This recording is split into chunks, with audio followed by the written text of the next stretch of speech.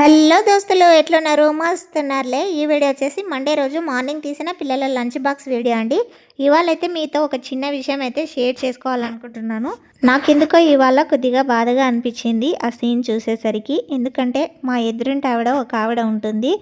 నేను చూస్తున్నప్పుడల్లా అంటే మ్యాక్సిమం నేను ఎప్పుడైతే చూస్తానో అప్పుడు ఆమె డైలీ అన్నం అయితే పారబోస్తుంది, కింద పడేస్తుందండి। అక్కడ పందులు అవి వచ్చి తినేస్తుంటాయి, కుక్కలు అలా రెగ్యులర్గా అంటే మ్యాక్సిమం పడేస్తూ ఉంటుంది, చాలా అన్నం పాడేస్తూ ఉంటుంది।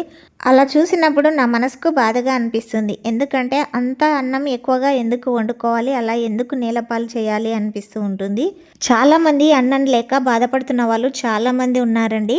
రోజు మన ఫ్యామిలీ మెంబర్స్ ఎంతమంది ఉన్నారు, ఎంత తింటారని మనకు ఆటోమేటిక్గా తెలిసిపోతుందండి। రోజు వంట చేసే వాళ్ళకి ఎన్ని పోస్తే సరిపోతుందని అంతే చేసుకొని తినడం బాగుంటుందని నా ఒపీనియన్ అండి।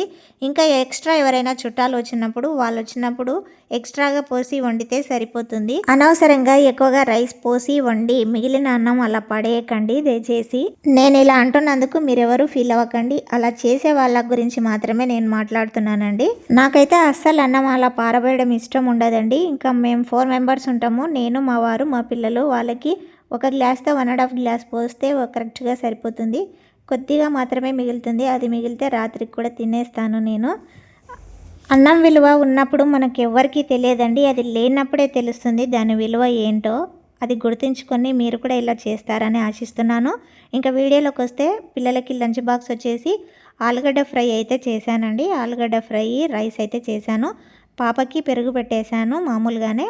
ఇంకా లంచ్ బాక్స్ రెడీ అయిపోయిన తర్వాత పాపనైతే రెడీ చేస్తున్నానండి, జుట్లు వేసి టై బెల్ట్ పెట్టి రెడీ చేశాను। ఆ తర్వాత పాప ఒక్కతే బ్రేక్ఫాస్ట్ తిన్నది, దోశ అయితే చేశాను, మా బాబు వద్దన్నాడు। పాప ఒక్కతే తినేసిన తర్వాత స్కూల్కి అయితే వెళ్ళారండి। ఇది ఇవాల్టి లంచ్ బాక్స్ వీడియో। నా వీడియో నచ్చిందని అనుకుంటున్నాను। ఇంకెందుకు ఆలస్యం, మరి ఒక లైక్ కొట్టి షేర్ చేసి సబ్స్క్రైబ్ చేసుకోండి। నెక్స్ట్ వీడియోలో మళ్ళీ కలుద్దాం। Thank you for watching, bye bye.